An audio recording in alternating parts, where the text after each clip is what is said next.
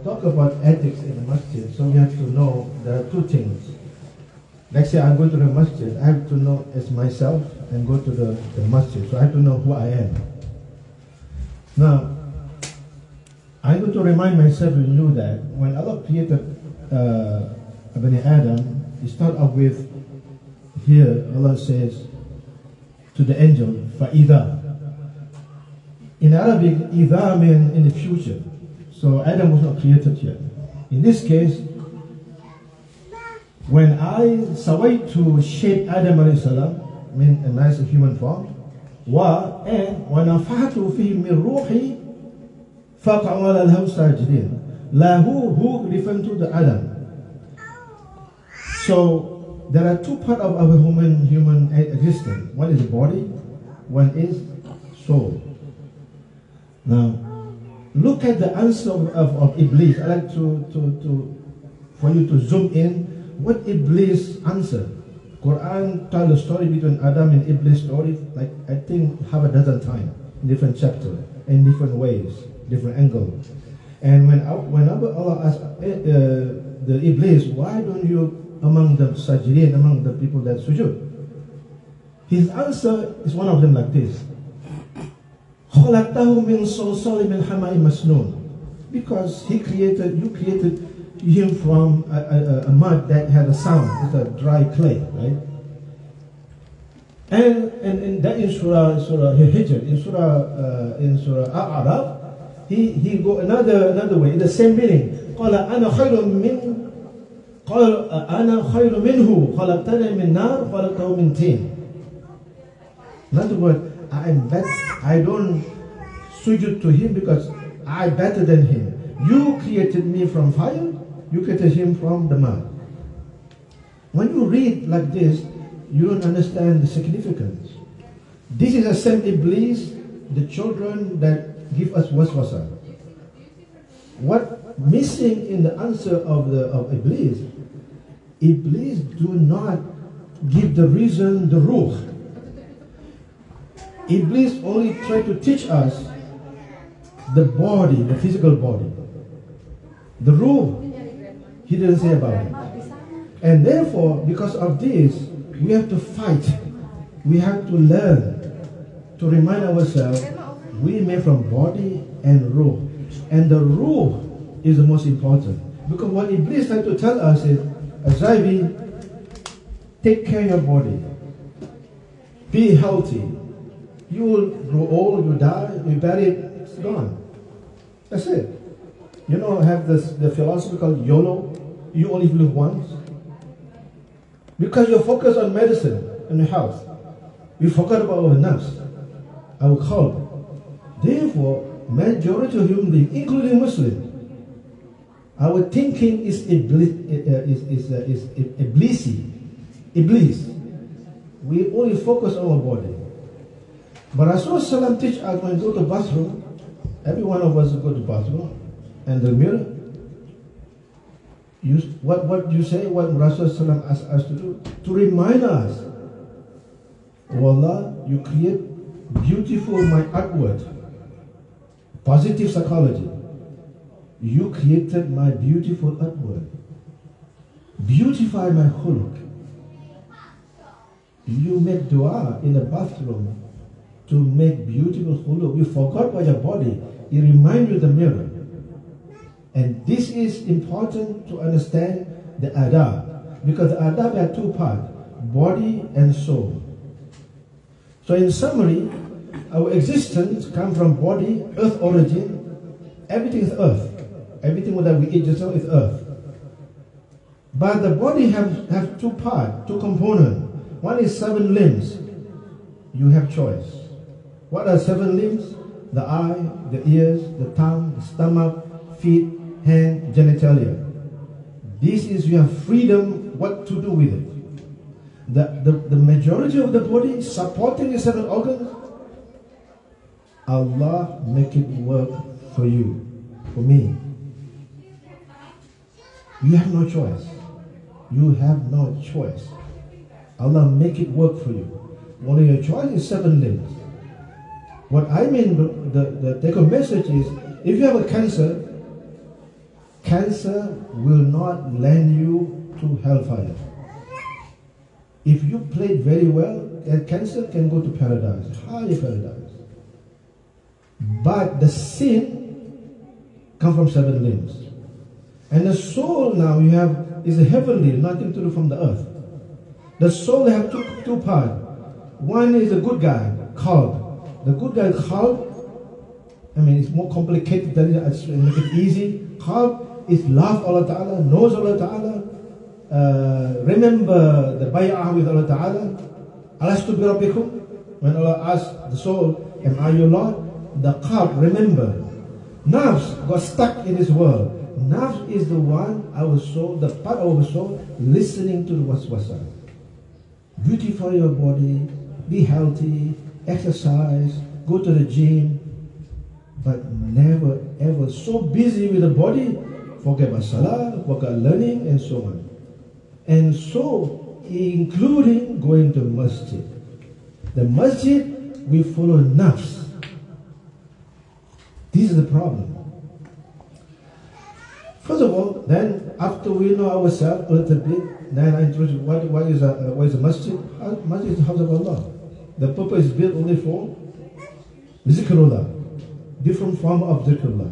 Some are wajib, some are mandub, some are haram, some are makruh, some are mubah. Mubah is good, right? Mubah is good, but business-wise, it's waste of time. So you want to go to masjid, do wajib, mandub, stay away from makruh. Forget about mubah. So that's our discussion, is to remind myself and you to go to masjid to visit Allah Ta'ala's house for wajib, the best reward. Then mandub, and stay away from makruhat. Does that make sense? Pak Azami, yeah. Before we move on to the adab and to the masjid, yeah.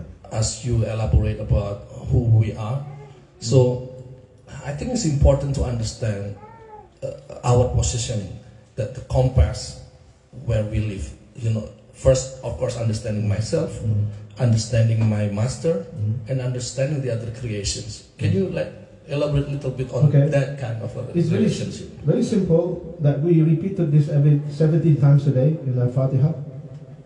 What Fatiha teaches us to remind me and you, we are slaves to Allah. Allah is our Rabb. That's it. Our relationship, I'm a slave, He is my Rabb. Vertical relationship. Between horizontal relationship, between slave to other slave.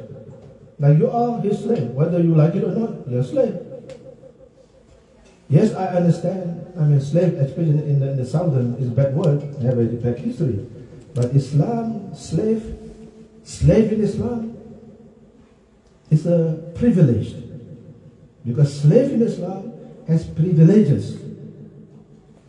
You can elaborate on that.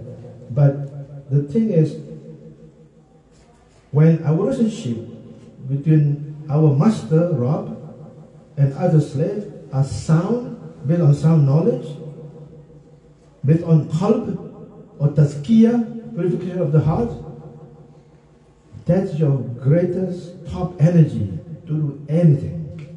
Top energy. This is the example today. You look at about in Gaza. Why a parent lost entire family can say smile, Inna alhamdulillah. A reporter lost his family, joined the halakha in zikr. He lost in the zikr. Why? Because hablum min Allah. So hablum min Allah is a relationship with Allah Ta'ala, our Rabb. And in the Fatiha, reminding us who our Rabb is. He is Rabb, He is Ar-Rahman, Ar-Rahim, but He is Malik Yawmiddin. Allah doesn't say Rabbi Yawmiddin. There's a difference. We can discuss it later. Allah said, remind us, Malik, whether you say Malik Yawmiddin or Malik Yawmiddin, both are right. Both are different meaning. But what I'm trying to get at is, Hablum min Allah, our relationship with Allah is everything. And this is nafs, this is the qalb, this is the soul, relationship with Allah Ta'ala, vertical in spiritual world. And this is something that we have to base everything else what we do based on that. Does that make sense? Yeah. So basically, the relations with Allah and the relations with other creations, how that the relation with other creations can also benefit us. Yes. You know, so, in front of Allah. So the two relationships, Habla min Allah, vertical to Allah Ta'ala, then relationship with horizontal. Horizontal close with your parents, with your wife. Actually, before that, your relationship between your soul to your body, that's the first one. After that, your mother, then your wife and your husband and all the rest of the creation are horizontal. And a person that has sound knowledge about Islamic sciences of tazkiyah, each of the creation could be a matter or creation could be an event. Each purpose of the creation is created by Allah Ta'ala. We are created by Allah, all the creation by Allah. Therefore, if your heart is pure and without contamination, everything that we experience in this life is a gate to Allah Ta'ala. A gate to Allah Ta'ala. Or could be the prisons or imprisoned. If you love your relationship between, so the message is, if my relationship is horizontal, stronger, deeper, then my relationship with Habla min Allah, I'm in trouble. I'm in trouble. So everything of my action or omission or commission of action have to be enveloped within that Habla min Allah in terms of the structure from Iman, Islam, Ihsan. That's the relationship. And that's what, so both relationship is feedback to each other, but the fundamental is for me and Allah Ta'ala. Sure. Now, in a masjid, after we read masjid, this is Allah, this Quran, Qat'i. Shubuti, transmission is Qat'i, clear. The argument, the meaning is clear. You cannot read it anywhere else. You cannot interpret it anyway. But what it means, when Quran is recited, listen. Be silent. It's a gate towards get Allah Rahman. Allah love. So that's a reminder. That's in the masjid. Now about the Hujurat, the Surah Hujurat that we recited just now. Quran reminds us, do not raise your voice against Rasulullah's voice. But people will say, Rasulullah died. Yes, he died. But whenever anyone, including non-Muslim, recited a verse, he said, Rasulullah said this. Listen. Don't argue about it. Don't say, oh brother, that hadith is da'if, you know. Subhanallah. No. Listen. Don't argue. Listen, don't talk. Listen. So when a class in a masjid is a speech, in a talk or an advice, whether you're doing Quran and you hadith, and the lesson, try to understand Quran and hadith, the moment you talk, you don't listen, you disobey the Quran. And that has consequences. What Allah said at the end of the verse is very serious. If you disobey, in other words, out of adab to Rasulullah, nothing, your deed, your salah, gone. Gone. That's not the subject matter. Give a sadaqah is good. Your sadaqah is meaningless if you have lost respect of Muhammad Rasulullah. That's what Quran says. You cannot interpret any other way. That's qat'i in transmission, qat'i definite in its meaning. Now, you go to masjid. In this, you look at the Arabic word, khuzu zinatukum inda kulli masjid. What it means is, you do the Englishman dress properly. That's what I added. No, beautifully. In other words, You are the guest of Allah Ta'ala. Allah give you a shirt. In your wardrobe, there are choices of shirt you can wear, right? Why you want to wear the most ugly of the choices? But when you go to wedding, you want to go to social party, you get the best dress. When you go to masjid, wear jeans, t-shirt. Friday is the Eid of the week. Why make a point? Friday, iron your shirt, iron your pants, look sharp. Why? Because Allah commanded. But at the same time, eat and drink, do not waste. That's why I told my daughter, I took picture what I ate in the masjid to prove to myself, I finished it. Not a single rice left. Why? Because it's a sunnah, and I do not know which of the rice, what the bit of food have barakah for my health. I don't know. So that's the ethics of masjid. Now, what is life? Because going to masjid is life. I'm going to summarize for lack of better time. It's a business. The first verse. Shall I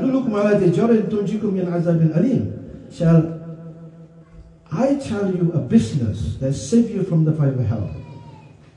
Now, every prayer, one of the famous dua, one of the most often made dua, the entire ummah, the whole Hajj, the best Hajj dua is to stay away from the hellfire, to be safe from the hellfire. Rabbana atina fid dunya hasanah wa fil akhirati hasanah wa qina adhaban nar. Correct? That's the best dua. Because, my sister and brother, we are going home to Allah, and we come from paradise. We come then temporarily in the earth. Then we die, then we go home. There are only two choices of home. There are paradise or hellfire. We want to go to paradise without go to hellfire first. So the business is to do just that. This is the Sirat al-Mustaqim. Another sort of business. So going to the business, to the masjid, is a business. And a business, that means it's a jihad with yourself. What's the result? And I'm going to elaborate what this is a profitable business of masjid.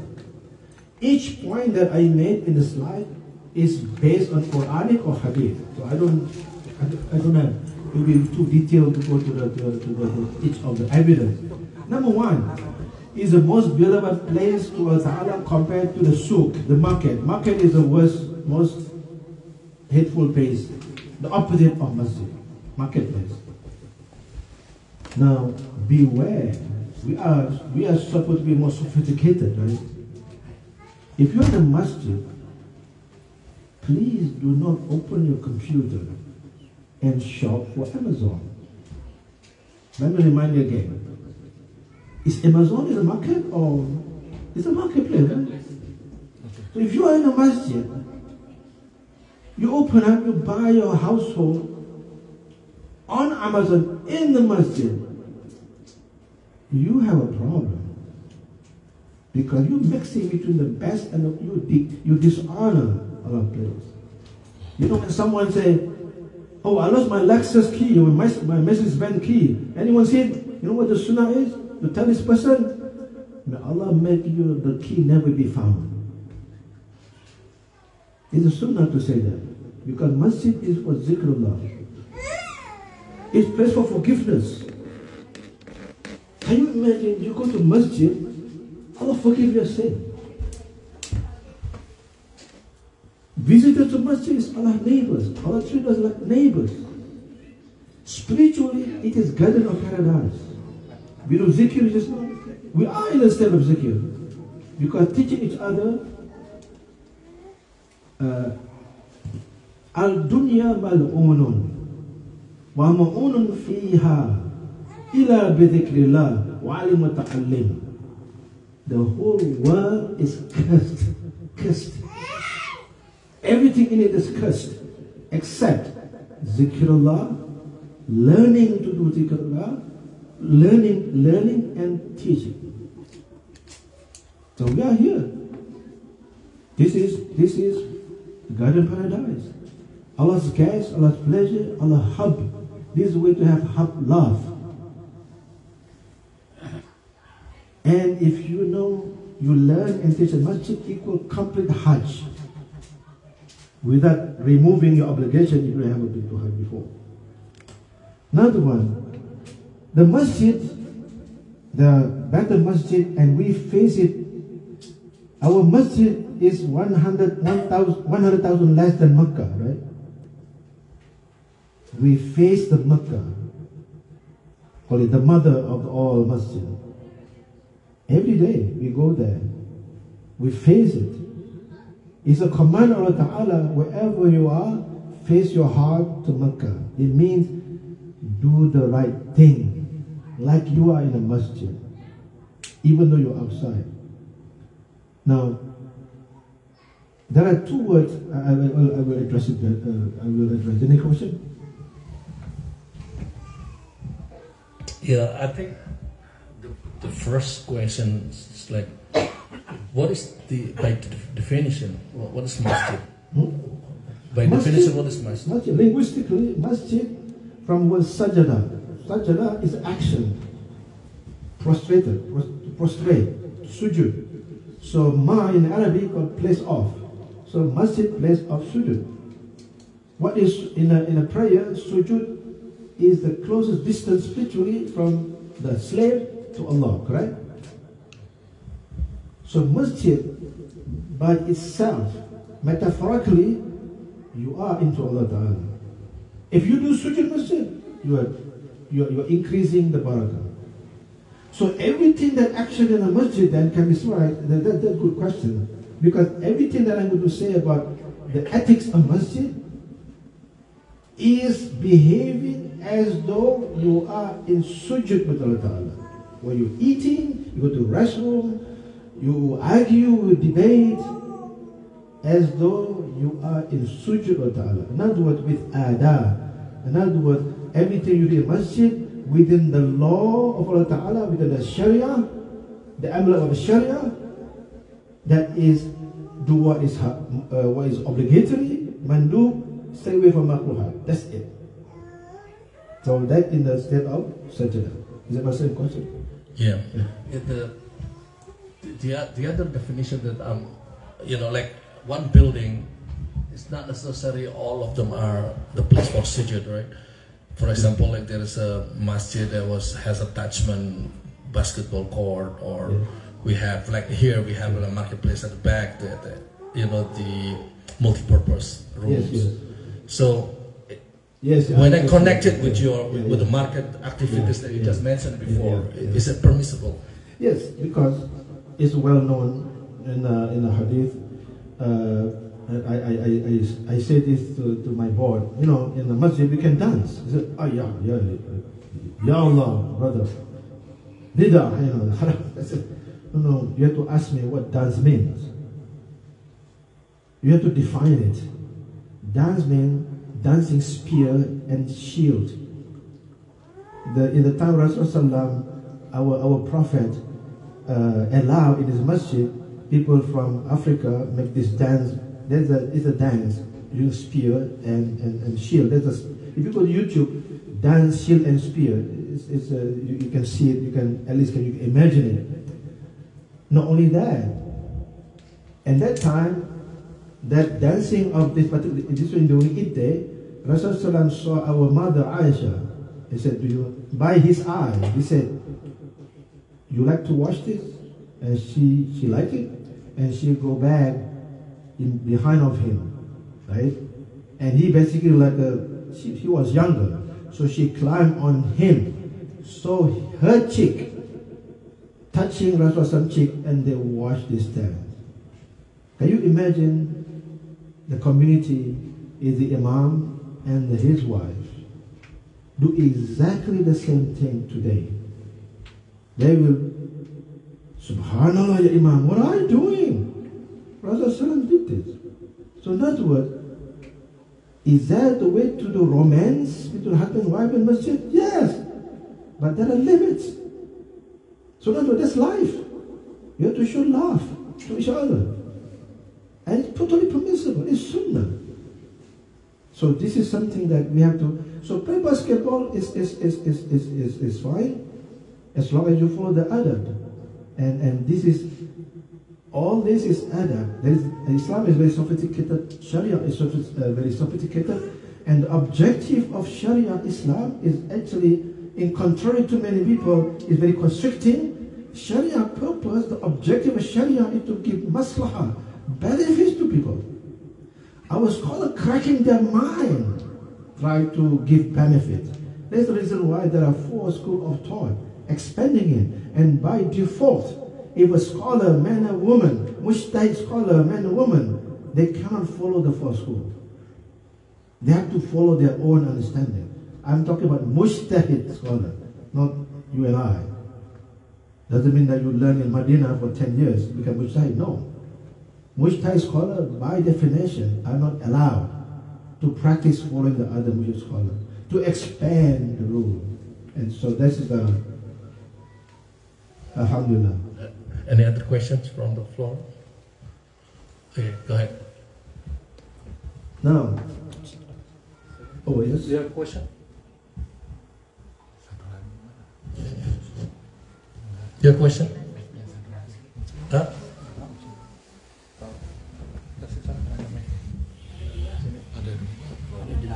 Bismillah.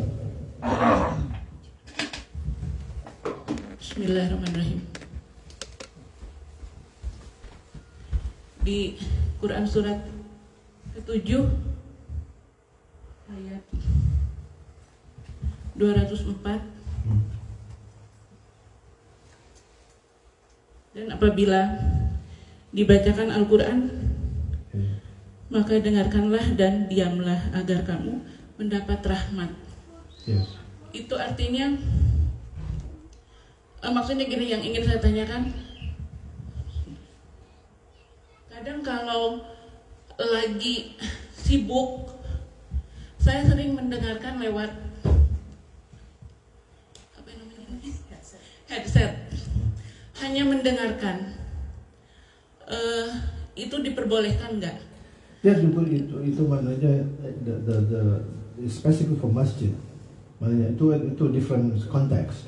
Not word. It's permissible when you're working. Let's say we have a dentist.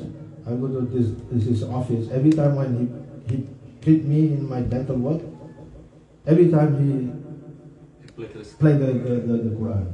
There's no argument. But he doesn't talk. He listens. You want to you listen. So don't put the Quran in your tape, for example, like in your kitchen or on your car, and you have someone in your car, you're talking, but the Quran has been recited, but you're talking. No, you listen, because that's the right, because Allah has words. What it means, when you're quiet, silent, don't talk to other people. But if you do a job, let's say sometimes you do outside, you're very hot, you wear your headphone, yeah, no problem, but you don't talk to people. So you respect and sometimes actually very powerful. That kind of listen to Quran, sometimes Allah strike you the meaning to your heart, because you are doing something, sometimes it's amazing understanding from that kind of experience. Right? Does that make sense? Yeah, okay, thank you. And the second is, di surat 7, 49 tadi, Al-Hujarat ayat 2. Janganlah engkau, artinya mungkin ya kurang lebih, janganlah engkau meninggikan suaramu melebihi Rasulullah. Apakah arti tersebut diperuntukkan untuk kita umatnya sepanjang masa? Maksudnya di zaman sekarang, yes, kadang yes. kan ada saudara, atau kadang kita juga dengan teman atau dengan siapapun, nada suara kita tinggi gitu. Itu bagaimana? No. Depend on your, that's contextual. Number one is, yes, there is a horizontal relationship, but each one has different rights. Speaking to your parents, never, ever raise your voice. That's given. That's a sunnah. So listening to a hadith forever. Because, let me rephrase this. Let's say someone reciting a hadith. By Allah's will, that person recite the hadith. What that means is, that person recite hadith, he learned from someone. go to the book, and you look the book, there is this isnad. Each one of those is a real person. Each one of those is a brilliant scholars, companion, and usually end with companion, right? And that's why you respect it, because the real hadith, people right now, when you look at the hadith in the book, there's only Abu Hurairah narrated. No, that's not the way the hadith is naturally. I mean, Rasul Salam, Abu Hurairah from A, from B, from C, and keep on until Muhammad Salam and the hadith. That's why when you read the hadith like that, you say, SubhanAllah, these are amazing people.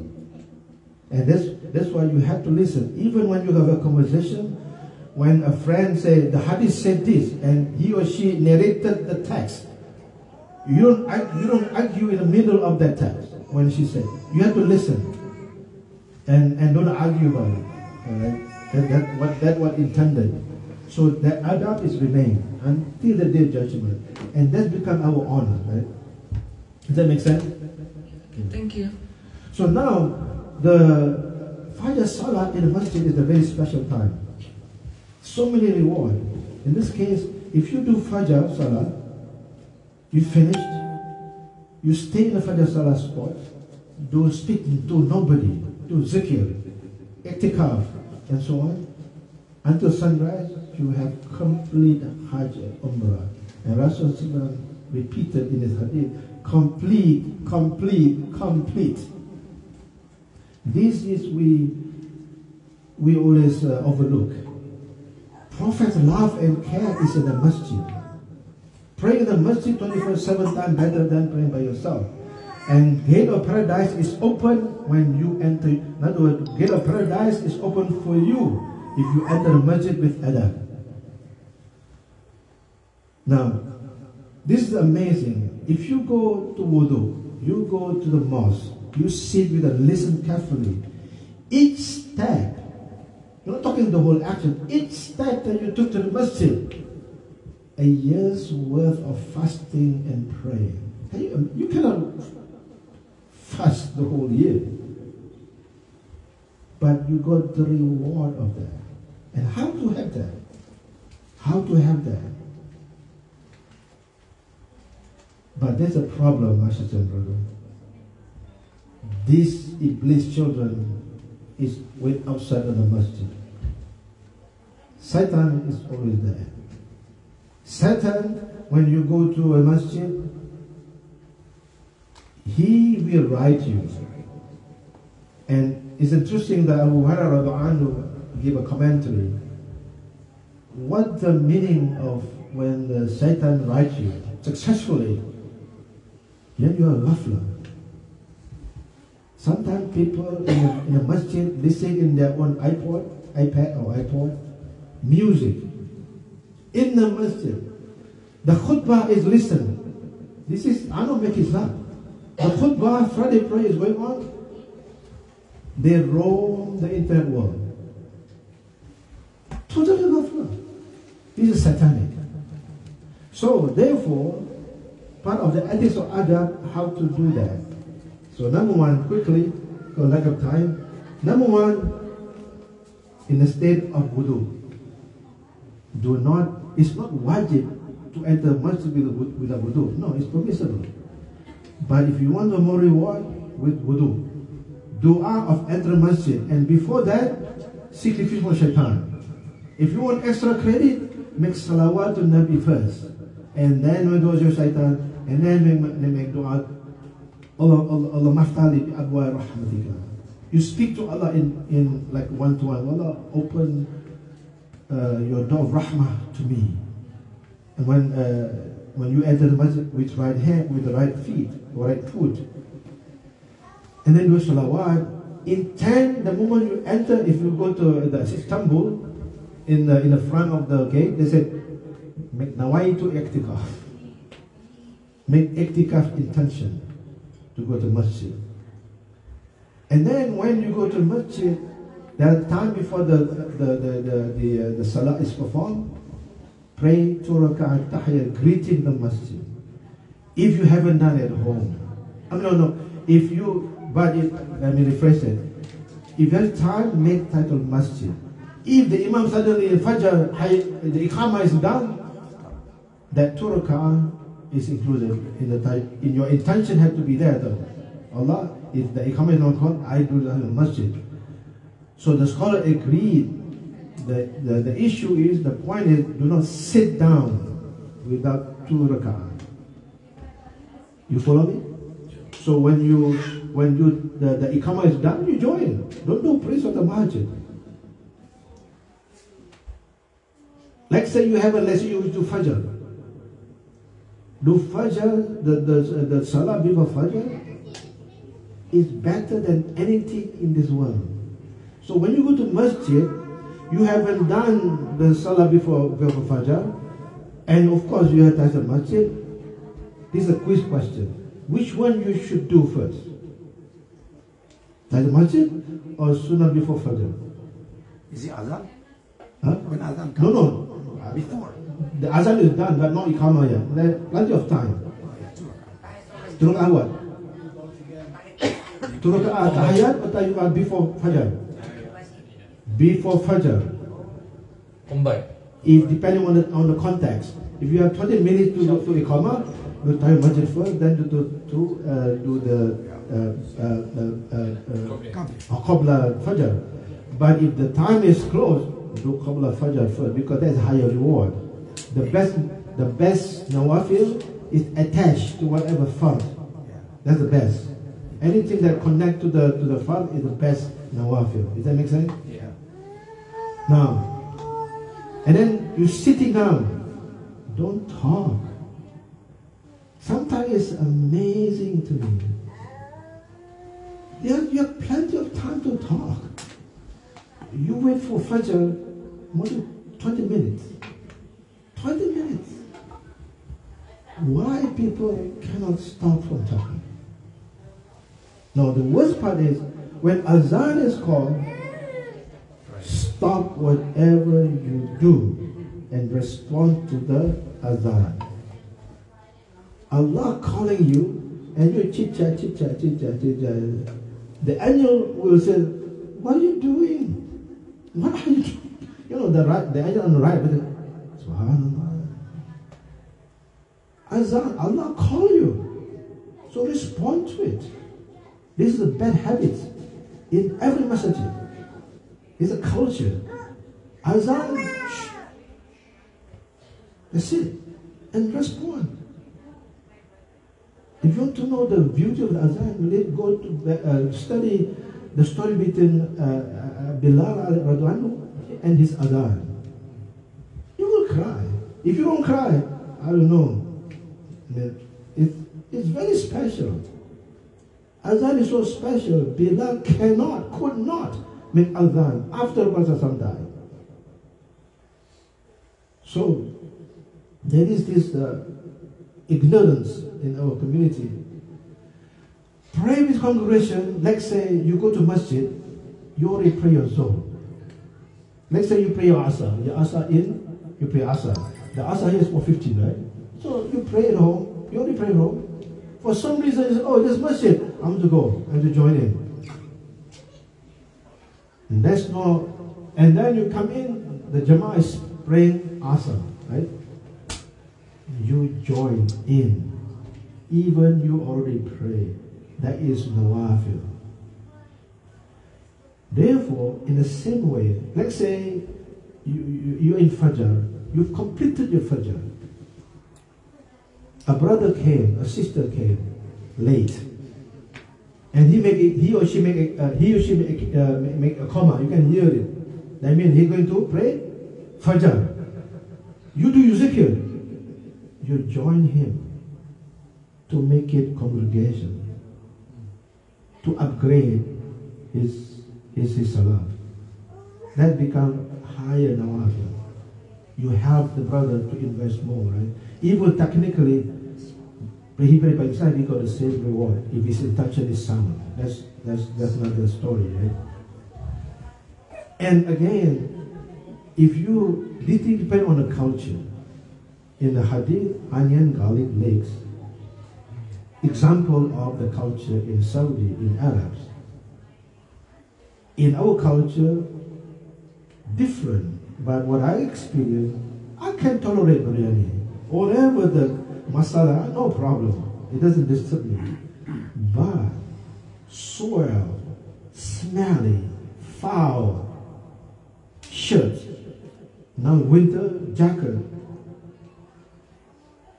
That basically this person came to the bed, straight to masjid. It's difficult to concentrate on prayer when you're so smelly. It's like, I have to vomit.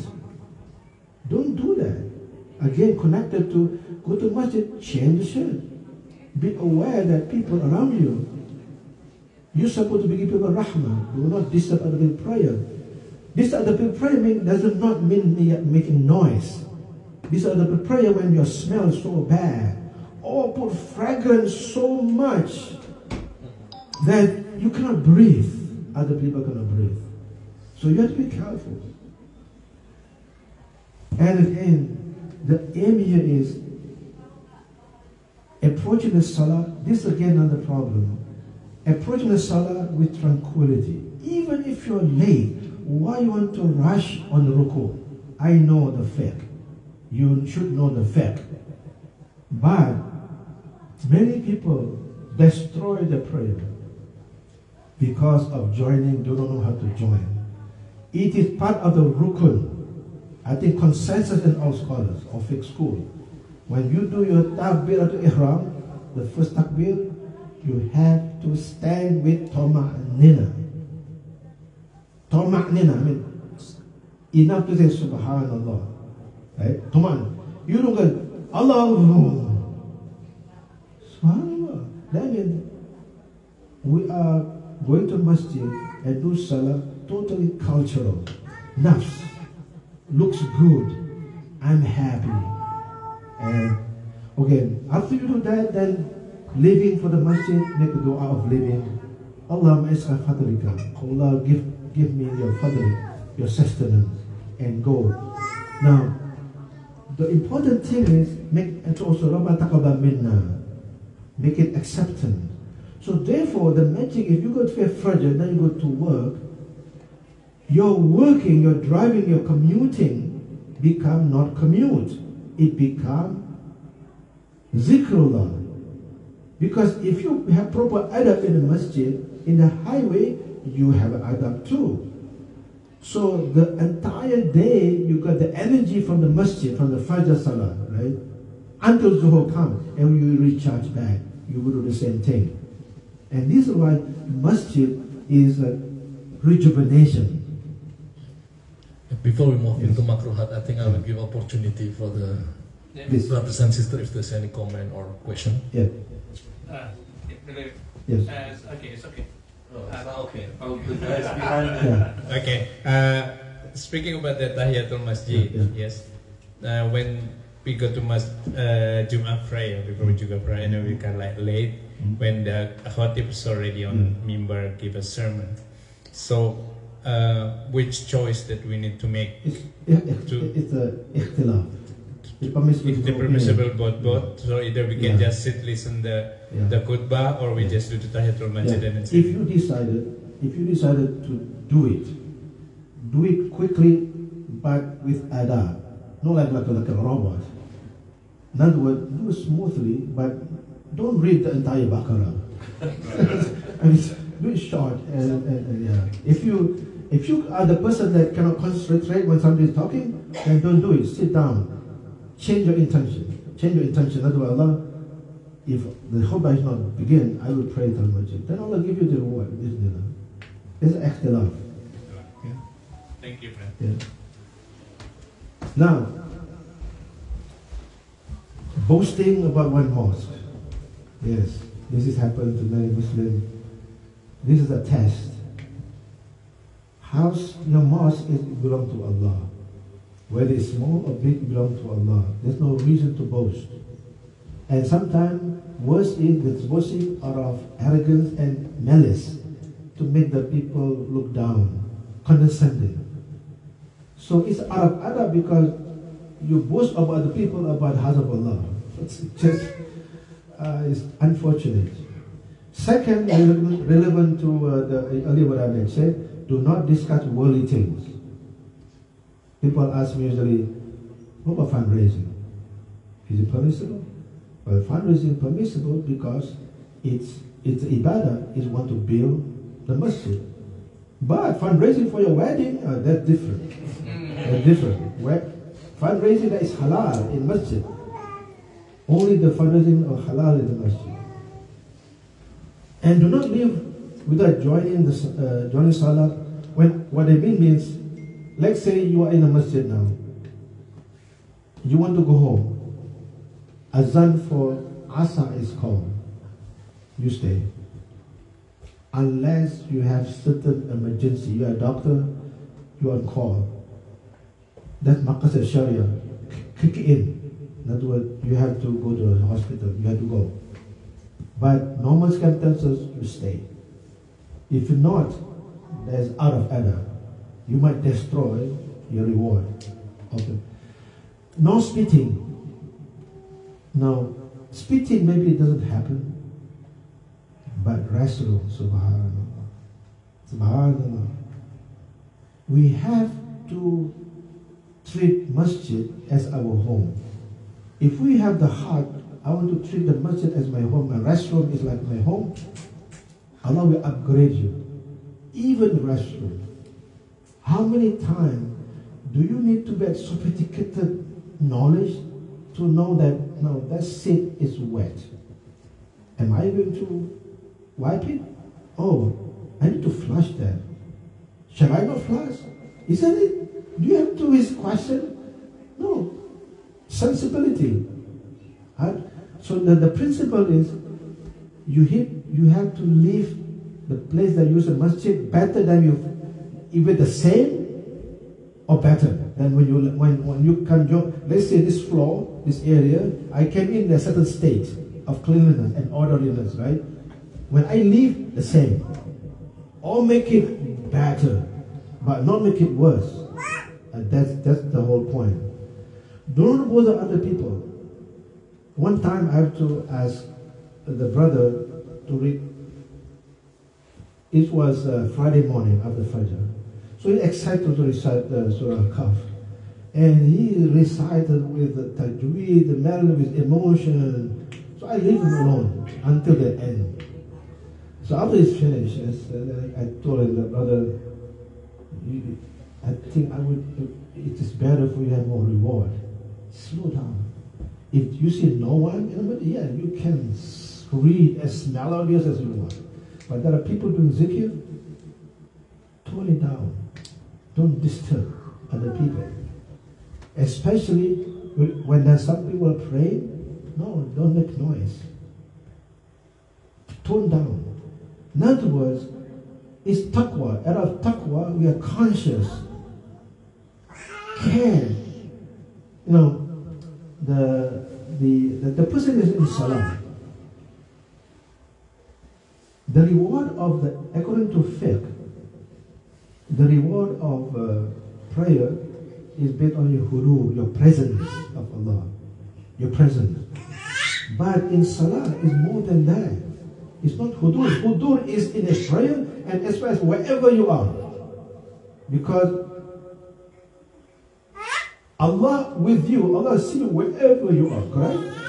So you should be in the presence of Allah anywhere, including restroom. But in salah, there are extra special. Not hudur, that's given. It's munajat. Intimate conversation with Allah. You know, sometimes you want, when you fall in love, before you get married, or after you're married, you talk, your children today, nah, I'm talking to her. I'm talking to your mother. Tone down, right? You don't want to be disturbed. Why you want to disturb people praying, talking to Allah? This is and women particularly don't dress like you go to wedding. I'm talking about beautify yourself, yes, but within the aura. And do not, ethical clothing means don't wear jewelry, nothing wrong with jewelry, but don't wear jewelry that make a sound that you have it.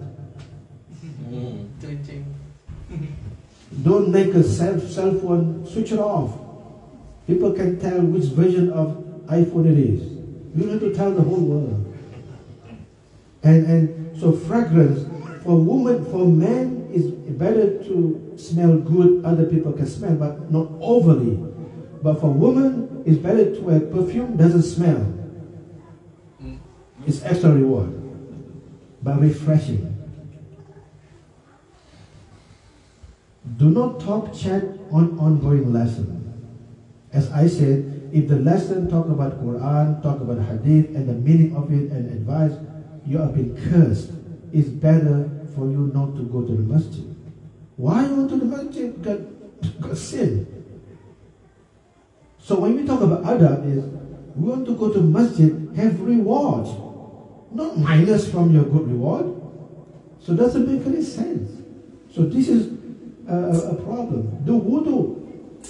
Do not waste water. What are you trying to wash? You know, try to, the littlest pipe, the same of water you can use it. If you can do a wudu over there, I can hear the gushing of the water. That's too much. So be conscious. No argumentation. No argumentation which is halal. Time to speak, speak. Time to stop, listen, listen. You know, one of the most interesting thing is, Allah says this in many, many verses. Wallahu sami'un alim. Correct? You know, I think if I'm mistaken, 7, certainly more than a dozen of that. Was sami'un alim. This is amazing. The last word is alim. Constantly, absolutely, Allah knows everything. Correct? If you know, if Allah knows everything, why Allah want to listen? Does He need to listen? Because He already know. He already know what I'm going to do. Does He need to listen? Why He need to listen? The way I understanding is, Allah to teach me, as Zaibi, I'm teaching you adab. When someone talk to you, especially your parents, your spouse, your friend, listen. Even you know the story being told many times, listen. Because I'm alim. I know absolutely everything, but I'm still listening to you. That's the adab. It's Allah teaching us adab. Doesn't mean that you know you're not listening. You listen because listening is a good deed. That's what you're after. Children, be courteous and rahman to others. Courteous means people is obsessed with, no, I'm not backbiting. No, haram. I'm not backbiting. I'm saying facts. No, if you say facts and the truth, but it hurts other people, it's still haram. You follow me? Backbiting is not only in the haram. Speaking in person, not in the back, but the words you use are condescending, very hateful words.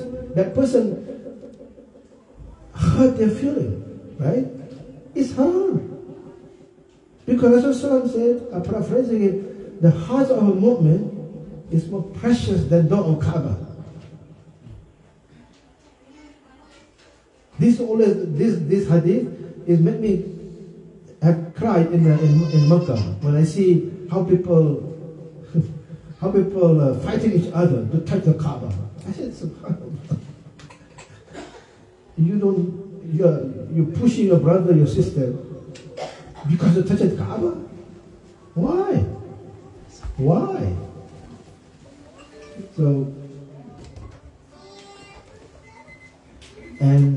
So the summary of the adab,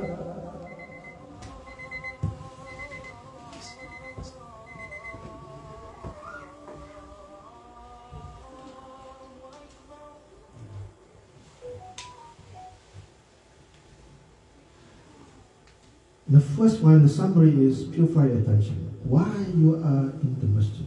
Why are you in the masjid? So ask that question first. First, ask that and tell your nafs. And then in the step wudu. Wudu of the body and pure the wudu of your soul. So not what you go to the masjid with your qalb, not nafs. Right? And remind ourselves we are slaves going to our master's home. Behave. Masjid the place will cover that. And but what you oriented our limbs and our soul to what Allah loves. You want to know what Allah loves? Look at the Quran, say, Inna la yuhibbu. After yuhibbu, blank. And you don't want to see, la yuhibbu, blank. Don't do that. We want to know, Inna la yuhibbu, blank. That blank is just Allah love. We're talking about hub love. Not love in Valentine love. This is love infinite from the owner of love. There's different subject matter. So these are different with the hudu and munajat. Constant zikr. Constant zikr for what? Protection against our two top enemies. One enemy is inside my nafs, the other enemy is shaitan. Ask Allah protection. Allah never ever asked us to do jihad against shaitan. Allah asked us to do tazkiyah. Don't do jihad against jinn. No, we don't do that. That's bid'ah. So a masjid is a place of safe, peace, and tranquility. That's what it is.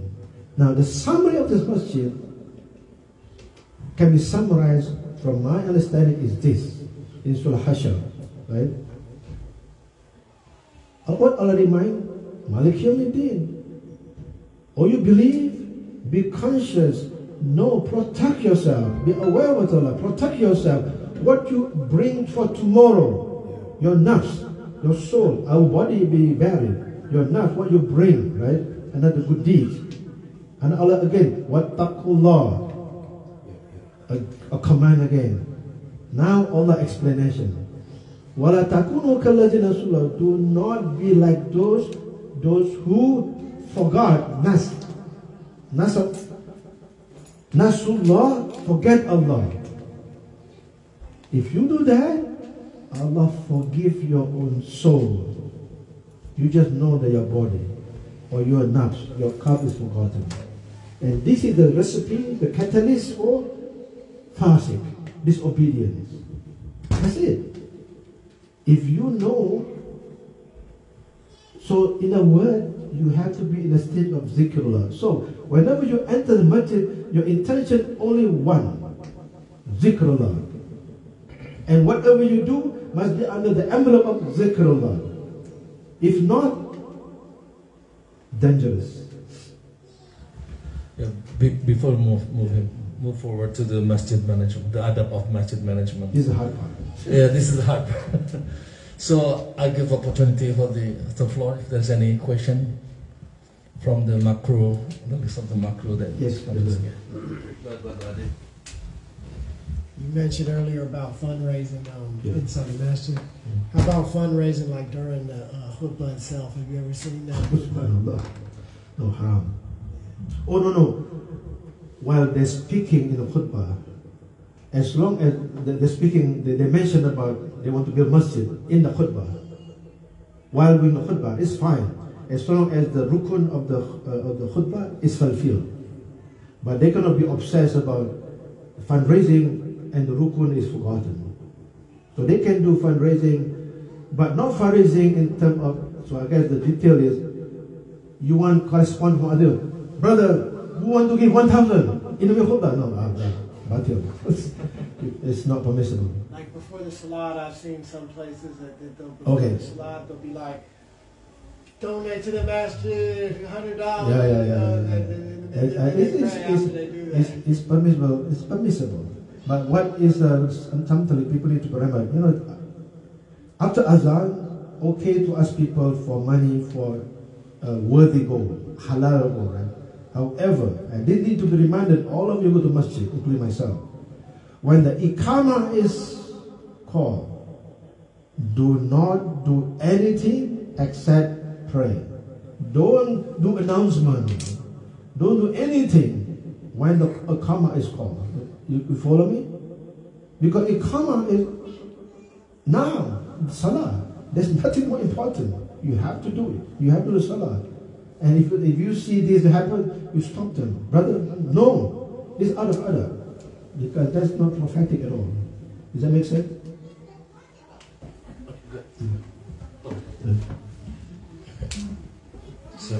Alhamdulillah. Now the difficult part. Now the difficult part is what I've just mentioned, including the management and everyone else have to do what I just said, right? Now it's unique, khusus, khas for management, and I'm included above all. Now the other management, the objective is to honor the right of Allah's house. However, you have to have knowledge, sabr, and wisdom. This is very important. And to be management is to be the custodian of his house. I mean, physical maintenance and upkeep, right? And the financial planning, vision, and so on. But as a management, you have to make decisions based on shura decision within whatever structure that you have. In the principle of sidq, truthfulness, including transparency. You cannot make a secret. Your meeting could be secret, but the decision needs to be given. Everybody has to have the same message, right? And to serve his guests. Management is to serve his guests. And it's not easy to be waiter. It's not easy because the guests have many character, many behavior. So you have to know a psychology. The objective is to make the masjid a safe, peace, and tranquil place, space for all. And this is the objective of the management, right? And you're accountable to the fiscal, business, legal matter in the Sharia as well as the local law. And since it's part of the above the normal people. Therefore, in order to do that, you have to, number one, the adab is you have to make clear, logical, sensible, agreed bylaws and constitution being debated, discussed, and agreed and signed. This is your protection, and that's why identity, how to manage it. And the major structure have to be, you have to spell out the position, what the structure is. There are many structures, you have a choice. But in each position, you have to have term limits, the limit of authority, clearly, so people understand. Of course, we are human beings. Sometimes the constitution doesn't spell, then you make it better. So the evolution of the constitution is encouraged according to the time and space. And third, this is very important because financial statement to the community is a must to be transparent. And you don't believe how many masjids do not have this. Sometimes I ask, part of the management team even do not know how many money in the bank. Forget about who give money, what to spend. The receipt, nobody knows. And this is a fitna because it opens a can of worms. Sure, decision-making principle is need to be your identity, the modus operandi, and teamwork. Respect opinion differences, but when the decision is made, the management voice one voice. After that, if the committee member asks other member of management, you send that same answer. You have one voice, otherwise you're confused. You disunite the community because we are all human. Honor the law and the orientation of all decision making. The bylaw is your reference point. And I always say to the community member, they say they have problem with the way I manage it. I said, did I break any of the constitution? If they said no, khalas. As long and what I'm doing is not written outside the Sharia. That's it, no problem. But if you have a constitution, you will keep on arguing. So constitution is very safe time and from energy from arguing, and then from the help you to run with you can sleep at night, decide what happened. And lastly, whatever you do in a constitution or your program have to be the envelope maqasid of Sharia. What is like a universal objective Islamic law? In other words, whatever you do must be within the umbrella of, number one, to preserve faith of everyone. Number two, to preserve life of everyone. Number three, to preserve aqal, sound reason, to everyone. Number four, to preserve name, lineages, and family honor for everybody. And fifth, to protect, preserve the rights of property, the wealth. Therefore, backbiting, speak bad, or cursing someone is against the Sharia. And lastly, whatever the management meeting, you start with Bismillah and Fatiha and any Quranic recitation, discuss whatever you want, make a time frame, at the end, Dua Kafara and Surah Al-As. Make the meeting become a good deed. So if I were to do the foundation of management philosophy is this verse. With management, you have to go up than the ordinary, right? You have to be righteous. If you're not righteous, why you go to management? You have to be righteous. At least to work toward righteous. And this verse talk about righteous. Laisa birra. Righteousness is albir, the righteousness. Righteousness is not looking your face to the east or west. However, righteousness is number one. The red letter. Man amana billah wal yawmil akhir.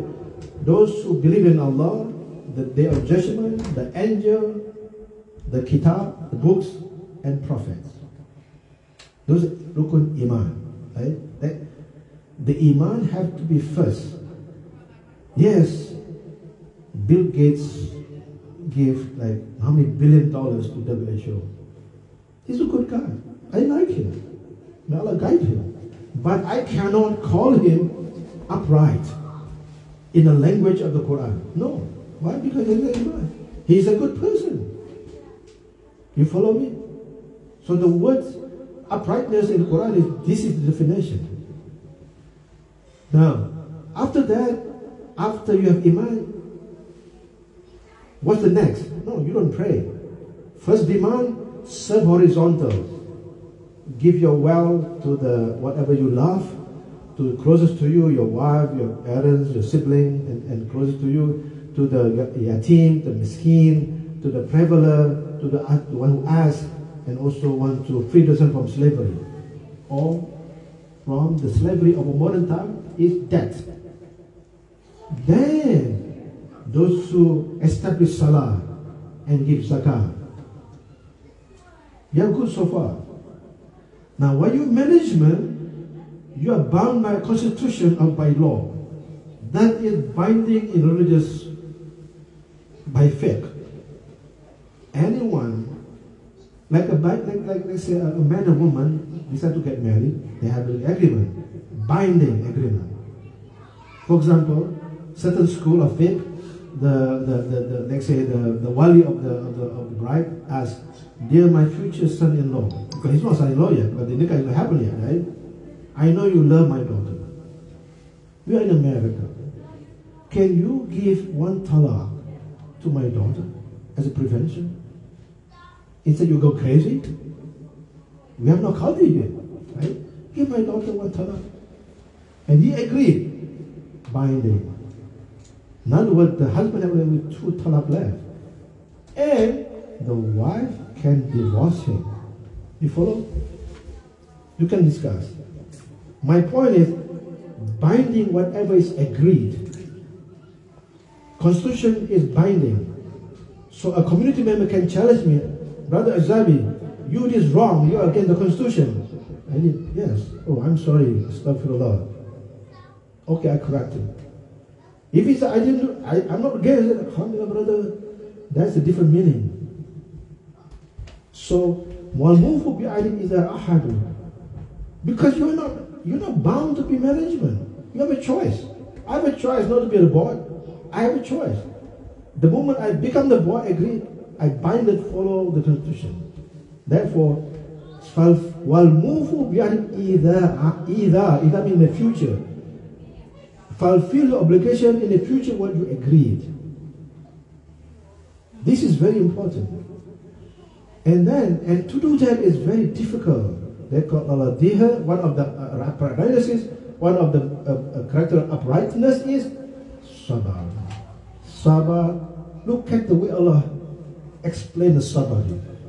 It's a very comprehensive. وَالصَّابِرِينَ فِي الْبَأْسَاءِ وَالضَّرَّاءِ وَحِينَ الْبَأْسِ.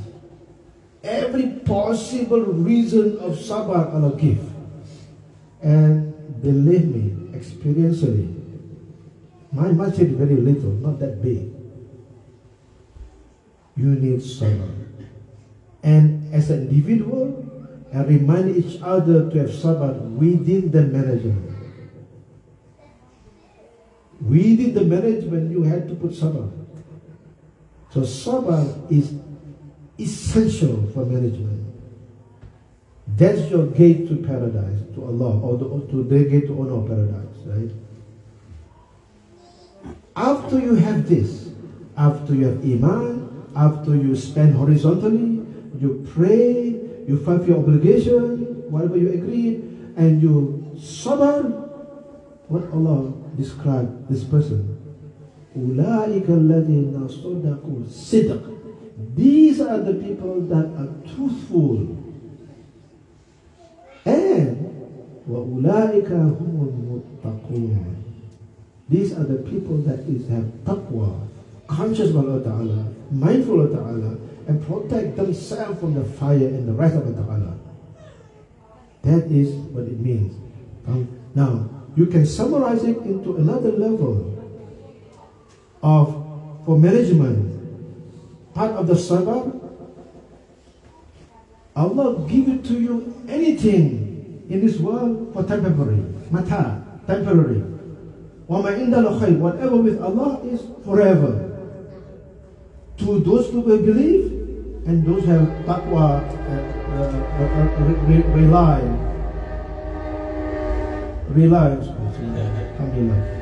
to rely on Allah Ta'ala. Yatawakkalun, right? Product of taqwa.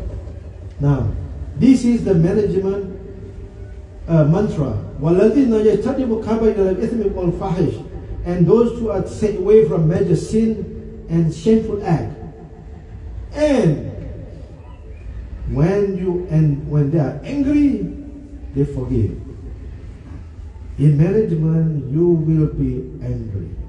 You cannot because you're dealing with colorful community.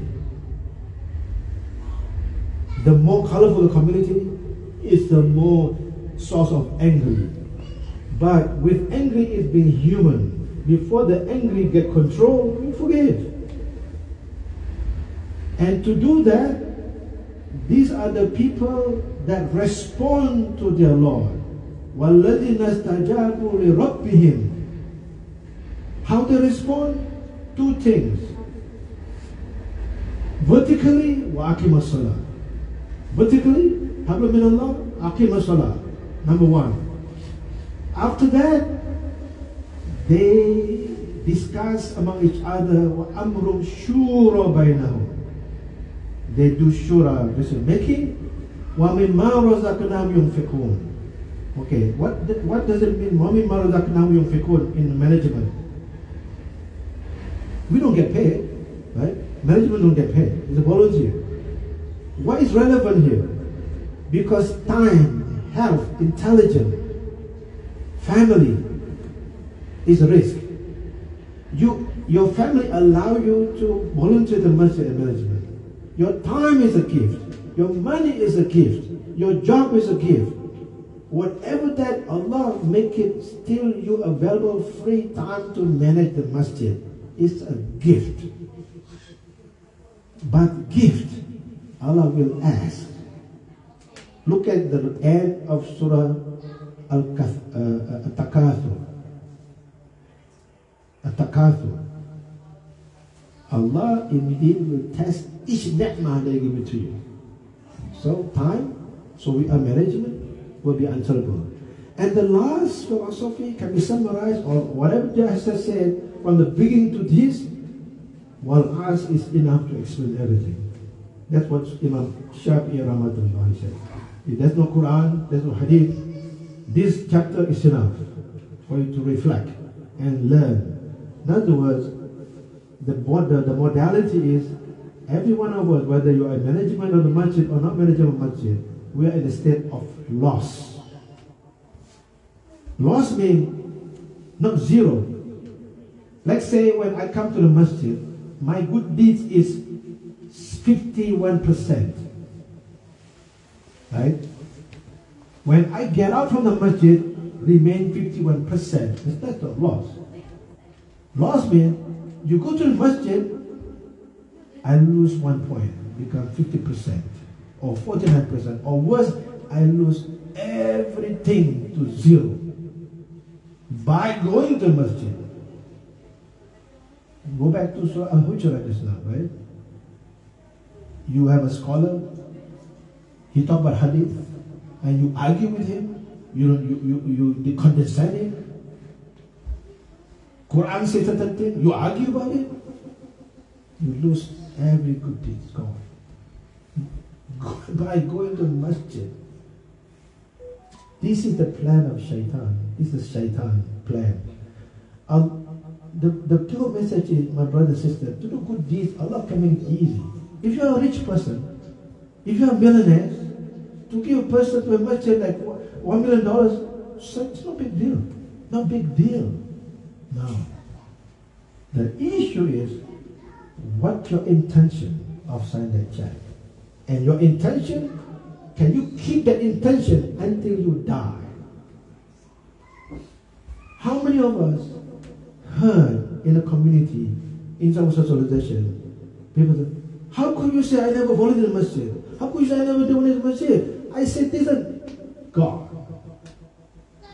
This is a very serious matter. You know, I'll lecture you with this example. If you pray 5 times a day in Ramadan, right? In Ramadan, you pray. You come to masjid, you have Laylatul Qadr. You will have Laylatul Qadr, correct? If you pray every day in the masjid, you will have Laylatul Qadr. You have reward of the Qadr, right? The question is, how sure you are the reward of Laylatul Qadr of 2003 survived Ramadan 2024? I'm not sure. That's the problem. If you want to know the seriousness of this giving, you go to Surah Baqarah, after a kursi, read about 30 verses up there. Half a dozen talk about giving, and lose everything. Because giving also another adab. Sometimes to give someone money to help people, not easy. Part of the problem is it's a human, it's a test. So this will want us, so that the main goal of everything, what I just said, is to have good deeds and remain as is. To do that, to do a good deed and to keep it as did, you need these 2 reminders. What is haq, what is sabr. It's important, it's very interesting. Allah start out with haq first, then sabr. In other words, you have to know what is right, what is the knowledge. Then you do sabr. Don't a person, husband or wife, blue, black, they got cut here and there, and they claim the spouse abused them. They say, oh brother, sister, Allah is merciful, forgive him, Be sabr. You're nuts. Sabr has certain limits. That's law, you have to accept. So sabr has to be, being executed in the wrong way is haram. Sabr is good, but you do it in the wrong way is haram. Does that make sense? You have to know, and that's why you have knowledge. That's why Allah starts with al-haq, reminding each other about haq. And what is the al-haq, the highest al-haq? A quiz? What's the answer? What is al-haq? Truth. The truth, no. Al-haq. What? Allah, yes. Remind each other about Allah and other truths. Other truth is reflection of from Allah. Then only do sabr. So that's the end of all this philosophy. I end with this Fatiha. This is what Fatiha talk about, because Fatiha is the mother of the book. Everything that was just said within the Fatiha. And we have to know what is Rabb, what is Rahman, what is Malik. Why Allah doesn't use technically, grammatically, Allah can use Rabbi Yawmiddin. Why Allah use Malik? Why Allah use Ar-Rahman first, Ar-Rahim second? Allah can invert it, no problem. Why Allah use Rabb? Allah is Allah. Why He use Rabb? So this Fatiha is our envelope, especially to invest in the masjid. Without that, we have a problem. And in other words, there are different kind of businessmen, right? Some businessmen are foolish. They don't know how to invest. They have a lot of good money, and they lost the money, the whole thing. But some businessmen are intelligent and fair, and that's what we are after. A businessman that is know when to invest, when not to invest, and how to invest, and keep it, and retain it until death. And that's what, as I said, what I have said is for me, all these from all these books, and the best of all, I will say, beginning of guidance from Hidayah from Imam Al-Ghazali, and all the references sometimes are the same in all these three books. But what I just said is useful, correct from Allah Ta'ala, that what is wrong or misleading or I confuse you is come from my lack of knowledge or from my lack of articulation and my nafs and the wish of shaitan. For that, I will share to you a very interesting salawat. اللهم صل الله على محمد عدد ما ذكره الذاكرون وغفل عن ذكر الغافلون. Anyone understand that? It's very beautiful. Allah gives salawat to Muhammad as much as whoever makes zikr, right? As much people who do zikr, and as much as those who forgot to make zikr, forgot to make zikr. So every human being, whatever they do, whether they zikr or zikr, as Muhammad gives salawat back. It's amazing. Subhanallah. I think we can have like one or two questions because we are approaching for the Iqamah time. Go ahead. So, do you have any question here? I have a question. Okay. Assalamu alaikum. Well, from the beginning, you have Iblis, SWA. Yeah. Could you elaborate for me? What does that mean? Iblis. Yeah, in the beginning, you said that Iblis, SWA. I believe it's. Oh, I think that is my typo. Okay. Okay, that's not what I want. And then the second one, I have another second. So when we went to Umrah, right? Yeah. Usually Medina or Makkah. You said, in the Quran or I don't know, it's a hadith saying that if you smell, it's not good or perfume and things like that. It's not supposed to be near to the masjid. So when you go there, there's all the aroma in there. Yes. So how do you elaborate with these people saying that, hey, you should know this is bigger than the masjid. It's 100 times or 1,000 times reward. So what do you elaborate that? That's a good question. I mean, there are two sides coins. I call the coin. Number one, it depending who you are and who that person is. The first of all, out of bed, because you're in a strange land, right? And it smells, it smells bad. He said, Allah, Alhamdulillah, you make my nose working fine. And it's fine. So Allah, Alhamdulillah. This brother didn't know. Maybe they are poor. Allah, please tell me his economy. Guide them. I'm Rida. Radina billah Rabbanu Islam. I mean, that's the dua actually. Allah, Radina billah. I'm Rida with you as my Lord. Religion Islam. Muhammad, I'm fine with that. So that if you can do that, that become your gate. The smell terrible become your gate to multiple reward. And sometimes if you don't cry, you will cry out of the sakina, the beauty. You can all open up your heart, right? Now, if the person that you know very well, after one, don't do it that afterwards. Have to have coffee and talk to him, advice. And so it's two ways. So depending on the context, between the relationship between you and him. But the first part you can do anyhow, right? If you can, and basically you just like for example, I play Nawafil. I look at the map of their feet. My feet like a sultan. Allah, these people come here with their life saving. Life saving. Allah, whatever they do to me, whatever, I'm fine. I bless them, So some of these things, it's Allah trying to teach us who we are. And that's all. Does that make sense? This example, in fact, the Latihi Asan, respond evil with the best. That's one of them. Yeah. Okay, great. Anyone else want to have a question? Okay, so I think if there's no question, we can conclude our event today. Pak Azri, maybe you can make dua and close the majlis. Alhamdulillah. A'udzubillahi minasyaitonirrajim. Bismillahirrahmanirrahim. Allahumma shalli ala sayyidina Muhammad al-Fatih lima ughliq wa khatim lima sabaqa. Nasir al-haq bil haq wal hadi ila siratal mustaqim. Wa la yahqa miqdaril azim.